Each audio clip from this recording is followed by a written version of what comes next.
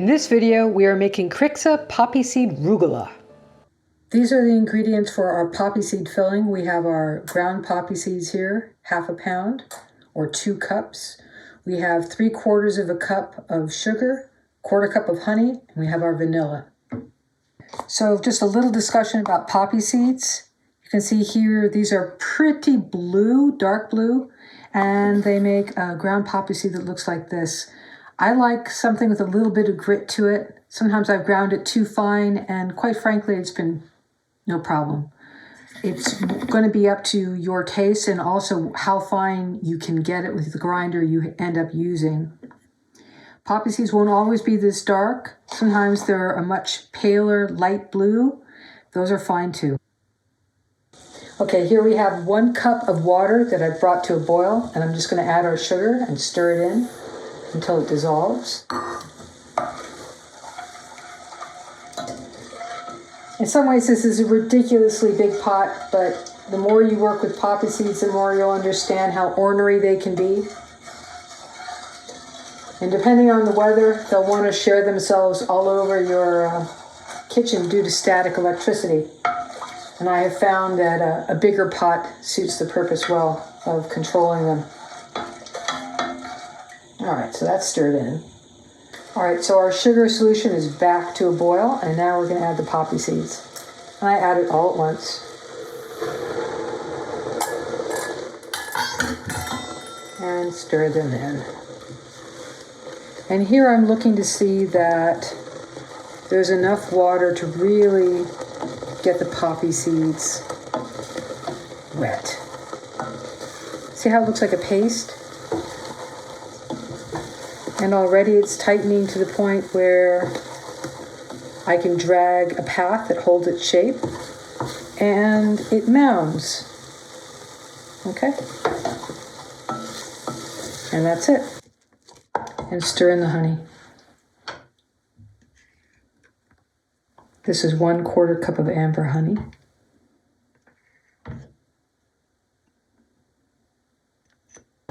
And mix that in.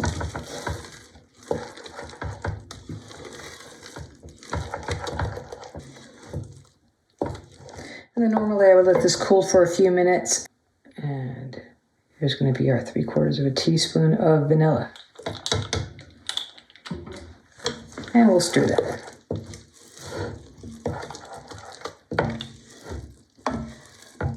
All right, and now transfer this to a storage container and let it cool completely before you use it. Here we're going to start our cream cheese dough for rugelach and other pastries. We've got our 1 3/4 cup of flour here. I have 2 sticks of butter and 8 ounces of cream cheese, and I'm going to start by cutting the butter. We're going to cut the butter the same way we cut butter for our pie dough. I'm going to stand it on its end, and I'm going to start by quartering it.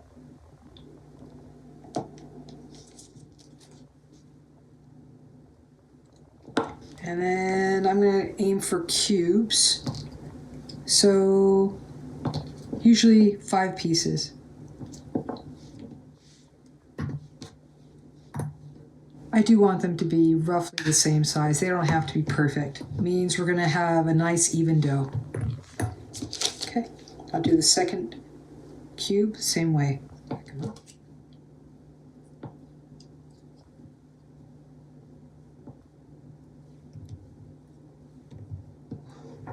And we'll move on to our cream cheese. So here we have a standard issue supermarket 8-ounce package of Philadelphia style cream cheese. Cream cheese will vary in consistency from dryish to sticky to very, very sticky. This is on the sticky end. I'm going to cut this into 12 parts. And it's not a matter of numbers, it's a matter of size, okay? So here we go, and I'm gonna do this into 4 pieces in this direction, and you can see already how soft this cream cheese is. So if we were trying to put this in our dough later, it's gonna wanna stick to each other. It's gonna stick to itself. So I'm gonna immediately dredge these in flour. just like that. Just dunk them in there. And then over here, we're going to do that for all of this.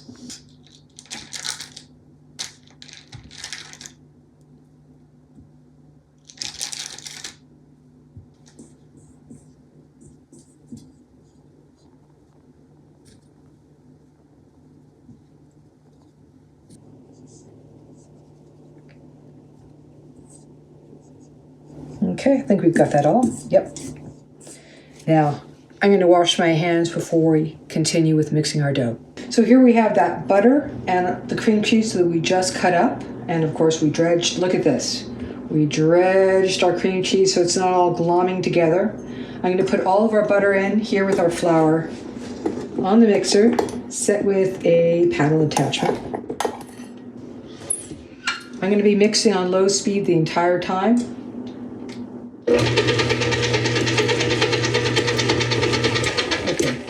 We're going to continue to mix on low speed for probably a minute or two until we break it down into small pea-sized pieces. Here we go.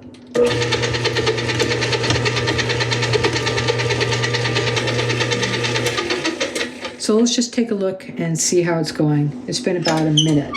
The first thing I see here is big chunks of butter. That's too big.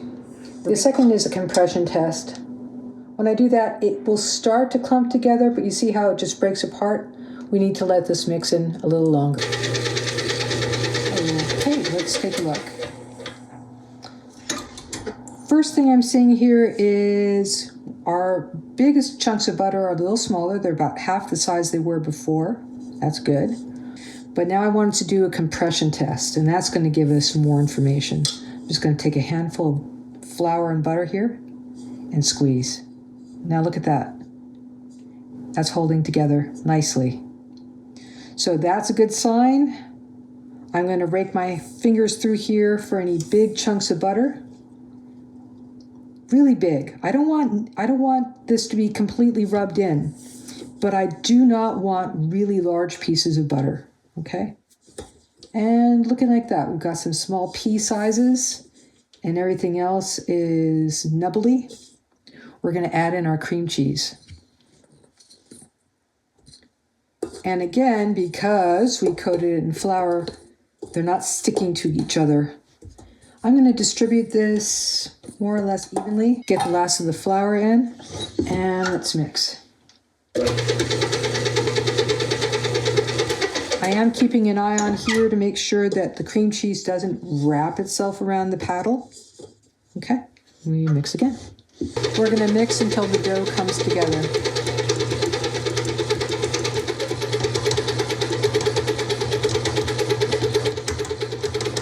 And that's it.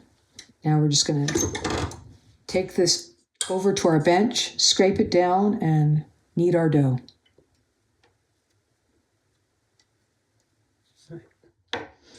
Right now this feels semi-sticky. It's not goopy, but it is definitely sticky. It's that cream cheese. Let's get this here to our bench. So here's our dough. You can see we have some streaks of cream cheese. You can see some yellower bits of butter that are still in here. That's good. And I'm just going to knead this together.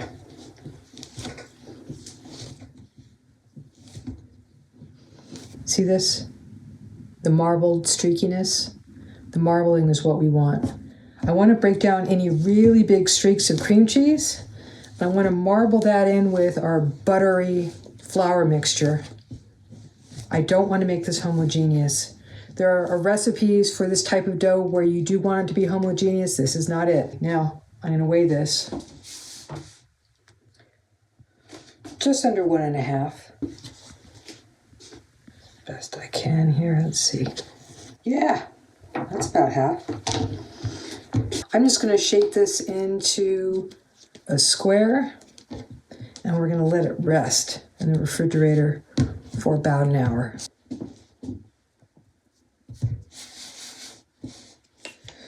I'm also going to flatten it to about 1/2 inch thick because it's going to make it cool faster, right? Because it's thinner.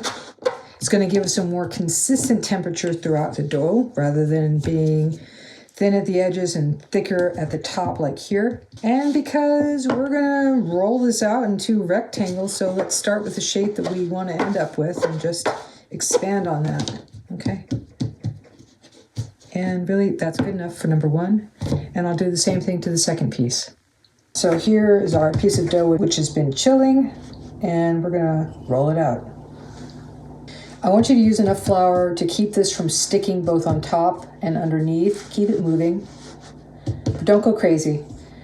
I'm gonna start by divoting it in both directions to start expanding the shape. Okay. I'm smoothing out those ridges, which help flatten it out. Okay, I'm going to turn it.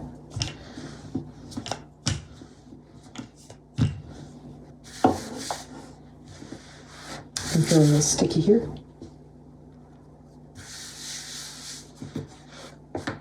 Look at that streakiness. That's good. That's what we want. Now, what do we got here? That's 12.5 inches. All right. I discover you really have to roll it a little thinner than you think. I'm trying to get this to something in the neighborhood of 16 or 17 inches. Here's 15. Keeping it moving. I'm going to rotate it just to make sure I'm keeping myself even. Okay. Tighten this up a little bit here. Compress it. Let's see. 15 inches by 12 inches. Dust it. As I'm touching this, not really sticky, and if you'll notice, marble. With this dough, marble means flaky. Here we have 14 inches. Okay, we've got 13.5 or 14 by about 15, and a little uneven. We're thinner here, we're a little thicker here. I'm going to try to even this out a bit.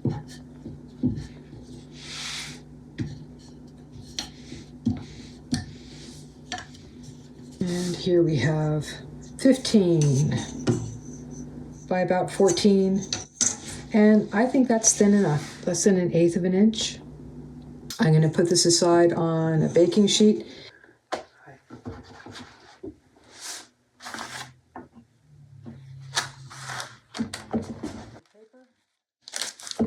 And this goes into the refrigerator, and I'll get our second piece of dough to roll out. You can see it handles very well. Okay, and those are roughly the same size. I'm going to go ahead and put this in the refrigerator to chill for an hour. It is cold, but it's pliable, right? And we're going to give it 1 cup of our poppy seed filling. You can see the consistency here after it's refrigerated. It's soft, but it'll hold its shape. 2 scoops.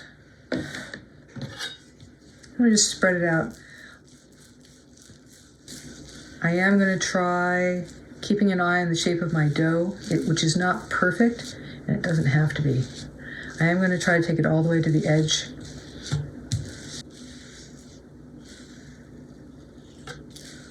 At the top, I'm going to try to leave a little margin because that's going to fold over, and otherwise we'll make it double thickness of poppy seed.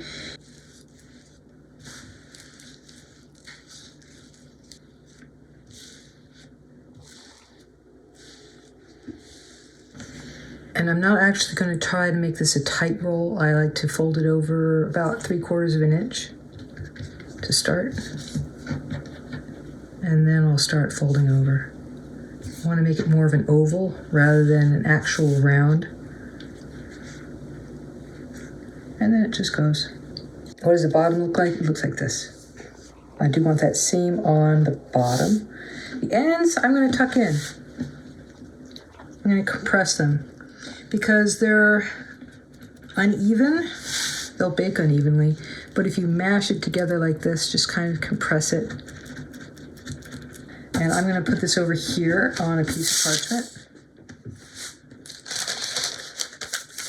This is just old habit. You don't necessarily have to do it this way, but I've rolled it with the seam on the bottom, and then I can put this in the refrigerator, or if you want, the freezer, wrapped in plastic, and store it that way until you're ready to use it. I'm going to go ahead and do our second piece of dough now, and then I'll be back. So this is our rugelach dough. It's been chilling for about an hour.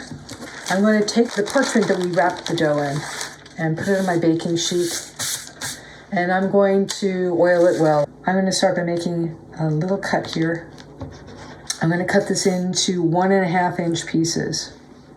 So looking here.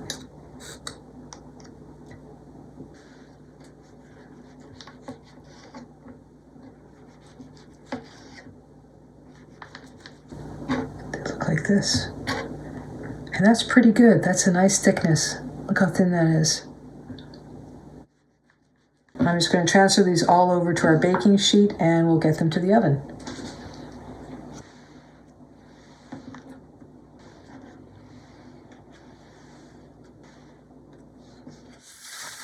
So this is our rugelach baked and cooled, and they come away from the pan very nicely because we oiled it well.